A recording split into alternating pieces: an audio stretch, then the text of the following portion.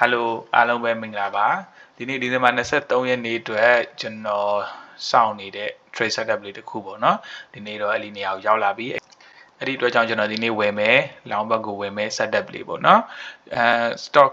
နာမည်ကတော့ HIMS เนาะ HIMS ပေါ့နော်ဒါကတော့ HIMS and Haas sale company ပါဒီ sale company က online ကနေပြီးတော့သူတို့မှရှိတဲ့ဆရာဝန်တွေကနေပြီးတော့ online နေတန်းပြီးတော့ prescription ပေးပြီးတော့ရောင်းပေးနေတဲ့ဆေးတွေပေါ့နော်ဆေးအားလုံးတော့မဟုတ်ဘဲနဲ့ဆိုရင်ပေါက်ဆေးလိုမျိုးเนาะ Viagra တို့လိုမျိုးနောက် weight loss ထိုးဆေးတွေလိုမျိုးအဲ့ဒါတွေကို generic ပေါ့နော် compound drug တွေကိုရောင်းနေတဲ့ company သူကတော့ကိုဗစ်ကာလအပြီးမှာတော့ရန်တွေရောင်းရပြီးတော့တော်တော်ရောင်းရတွေကောင်းပြီးတော့ပေါ့နော် stock ဈေးလည်းတော်တော်တက်သွားတယ်ပေါ့နော်အခုတော့နည်းနည်းလေးပြန်ကျလာတယ်ကျလာပြီးတော့ကျွန်တော်စောင့်နေတဲ့နေရာရောက်လာလို့ကျွန်တော်ဒီနေ့ buy ဘက်ကိုဝယ်မယ်ကျွန်တော်ဝယ်ခြင်းတဲ့ share ပမာဏရဲ့နော်သုံးပုံတစ်ပုံဒီနေ့စဝင်မယ်ဝယ်ပြီးတော့ကဲလို့နည်းနည်းထပ်ကြရင်ထပ်ဝယ်မယ်နောက်ထပ်ကြရင်ထပ်ဝယ်မယ်သုံးကခွဲပြီးဝယ်မယ်ပေါ့နော်ဒီနေ့ဒီ HIMS company ပေါ့နော် share ဝယ်ရခြင်းအကြောင်းရင်းက၃ချက်ရှိတယ်နံပါတ်1တစ်ချက်ကတော့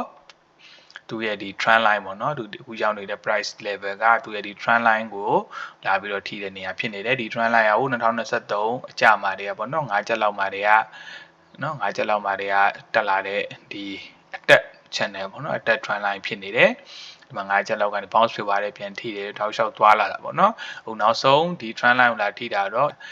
April tariff တွေကြီးညာတဲ့အချိန်မှာရုတ်တရက်ကျသွားတဲ့နေရာမှာလည်းနော်ဒီ trend line မှာလာပြီးတော့ bounce လုပ်တယ်ပေါ့နော်အခုအဲ့နေရာကိုလာပြီးတော့နောက်တစ်ချိန်ထပ်လာပြီးတော့ထိတဲ့အတွက်ကြောင့်ကျွန်တော်ကဒါကိုဝင်ဖို့စဉ်းစားတယ်ပေါ့နော်ဒီနေရာမှာဝယ်ပဲပေါ့ကျွန်တော်တို့ trade တယ်ဆိုတာဒီ chat တွေဒီ imaginary line တွေကို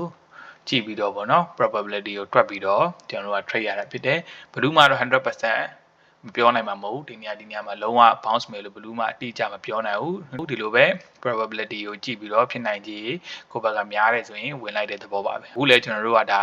ဒီ trend line ကိုလာထိလို့တစ်ချက်ဝင်တာပေါ့နော်ဒုတိယချက်ကကြတော့သူကဒီ trend line ကိုလာထိရင်လည်းထိပြီးဒီလိုပေါ့နော် double bottom ပြီးတော့နှစ်ခါနော်နှစ်ခါ base ဖြစ်ပြီးတော့တက်တဲ့သဘောမျိုးပေါ့နော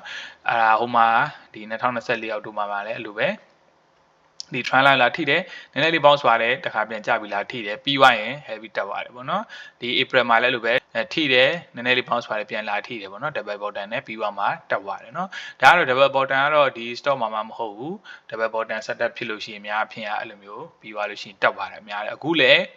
လာထိတယ် bounce ဖြစ်တယ်နောက်တစ်ချိန်လာထိတယ်ဆိုရင်တက်ဖို့ chance များတယ်ပေါ့ဒါကဒုတိယတစ်ချက်ပေါ့နော်နောက်ဆုံးတတိယတစ်ချက်ကကြတော့ဒီ HIMS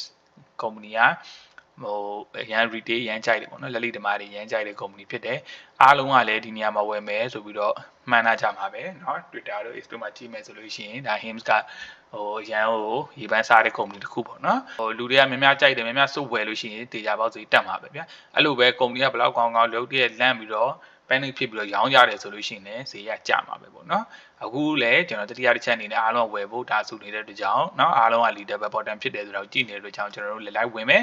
เนาะ live ဝင်ပြီးရင်ဘယ်လိုဖြစ်လာလဲဆက်ကြည့်ရမှာပေါ့เนาะ34 50လောက်မှာပထမ3ပုံတစ်ပုံစဝင်မယ်နည်းနည်းထပ်ပြီးကျတယ်ဆိုလို့ရှိရင်33 23လောက်မှာထပ်ဝင်မယ်နောက်ဆုံးကတော့ဒီ32ခွဲလောက်မှာပေါ့နော်ထပ်ဝင်လိုက်မယ်3ပုံဒီခွဲပြီးဝင်မယ်အကယ်လို့ကျွန်တော်တို့အရှုံးမှကတော့32ပေါ့နော်32ဒီ32အောက်လောက်ကိုကျော်သွားပြီးပိတ်သွားပြီပေါ့နော်ဒီ trend line အောက်မှာတေချာပေါက်ပိတ်သွားပြီး trend line ကို broke ဖြစ်သွားပြီပေါ့နော် trend line ကိုပေါက်ပြီးတော့ကျသွားပြီဆိုလို့ရှိရင်เนาะကျွန်တော်ကအရှုံးယူပြီးတော့ပိတ်အောင်ပဲအဲ့တော့ကျွန်တော်တို့အရှုံးက2ချက်လောက်ရှိမှာပေါ့နော်ဒီ average နဲ့တွက်လိုက်2ချက်လောက်ရှိမယ်အဲ့တော့ကျွန်တော်တို့အမြဲ reward ကဘယ်လောက်ရှိမယ် risk က2ချက်လောက်ရှိမှာပေါ့နော်အဲ့တော့ကျွန်တော်ရဲ့ risk ကအရှုံးက2ချက်လောက်ရှိမယ်เนาะ$2လောက်ရှိမယ်အဲ့တော့ကျွန်တော်ရဲ့ reward ကဘယ်လောက်ရှိမလဲဆက်ကြည့်မယ်เนาะအဲ့တော့ကျွန်တော် profit ယူမဲ့နေရာက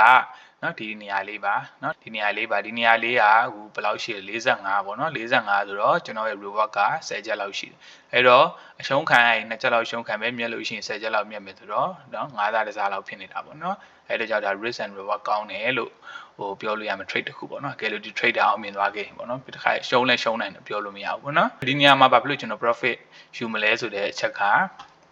ကဒီဟာကြီးကြောင့်ပါဒီဟာကြီးကတော့မကောင်းပါဘူးအခြေအနေရပါတော့ဒါကိုဘာလို့ခေါ်လဲဆိုလို့ရှိရင်ဒါကို head and shoulder pattern လို့ခေါ်တယ်နောက်ပခုံးနဲ့ခေါင်းလေး pattern ပေါ့နော်ဒါပခုံးဒါအခုခေါင်းဒါနောက်တစ်ခေါင်းပေါ့နော်ဒါနောက်ဒါ sorry ဒါနောက် ဒါနောက်ပကုံးတစ်ခုပေါ့နော်နော်ဒါကို head and shoulder pattern လို့ခေါ်တယ်ဒီ pattern ကြီးကအများအဖြစ်ဆိုကြတတ်တယ်ပေါ့နော်ကြမဲ့ pattern နော်ဒီ pattern ကြီးကအများအဖြစ်ကြတယ်ဆိုပေမဲ့ဘယ်တော့မှဒုံးဆိုပြီးမကြပါဘူးအခုလိုမျိုးဒီ stock တော်တော်များပေါ့နော် head and shoulder နဲ့ကြတယ်ဆိုရင်နည်းနည်းကြပြီးသွားလို့ရှိရင်ဒီ neck line လို့ခေါ်တာပေါ့နော်ဒီဟာတွေစုံမှတ်ပေါ့ဒီ head တွေ shoulder တွေစုံမှတ်ကိုလာပြီးတော့သူတို့က retest လုပ်တယ်retest လုပ်တယ်လာပြီးတော့ထိကြည့်တယ်ပေါ့နော်ထိကြည့်ပြီးတော့မှကျန်တာထပ်ကြအောင်ပေါ့နော်အဲ့တော့ကျွန်တော်တို့ကလည်းဒီထိကြည့်တဲ့နေရာမှာကျွန်တော်တို့ကလည်းစားဖို့ဒါစောင့်နေတာပေါ့နော်အကယ်လို့ကျွန်တော်တို့ကဒီကနေပြီးတော့ဝင်တဲ့ဟာတောက်လျှောက်တောက်သွားမယ်ဆိုလို့ရှိရင်နော်ဒီနေရာ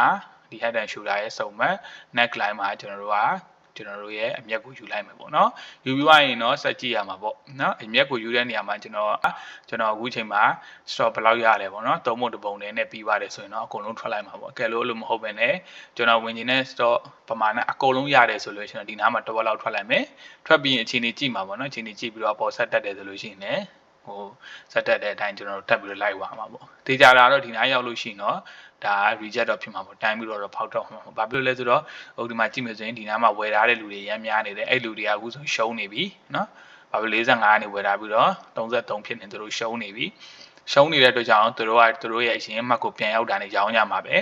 ရောင်းကြလို့ရှိရင် price ကကျမှာပဲကျလို့ရှိရင်ကျွန်တော်တို့ trader တွေကလည်းနော် trader တွေကလည်းဒါ reject ဖြစ်ပြီဆိုပြီးအားလုံးရောင်းကြမှာပဲနော်ရောင်းကြမယ် short ကြမယ်ဆိုပိုကြမယ်နော်ကြပြီးသွားမှာနော်ဘယ်လောက်ပြန်တက်မလဲဆိုတာအချင်းကြမှာကြည့်ရမှာပေါ့နော်အဲဒါကြောင့်ကျွန်တော် stock ပမာဏဘယ်လောက်ရလဲပုံမူတည်ပြီးတော့ကျွန်တော်အကုန်လုံးထွက်ရင်လည်းထွက်မယ်တစ်ဝက်ပဲထွက်ရင်လည်းထွက်မယ်အခုပြောလို့မရသေးဘူးနော်အကယ်လို့ပြန်တက်ခဲ့တယ်ဆိုလို့ရှိရင်တော့သူတို့တက်သွားပြီးတော့